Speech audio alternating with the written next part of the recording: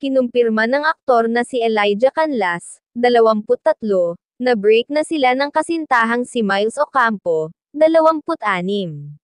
"We broke up a couple months ago," pahayag ni Elijah sa panayam ng ABS-CBN News ngayong Huwebes, November 23, 2023.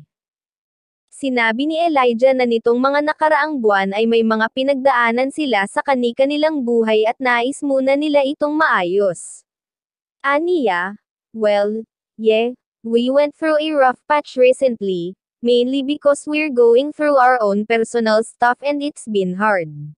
So, we're figuring things out." Sa panayam ng ABS-CBN, nilinaw ni Elijah na hindi sila galit sa isa't isa ni Miles.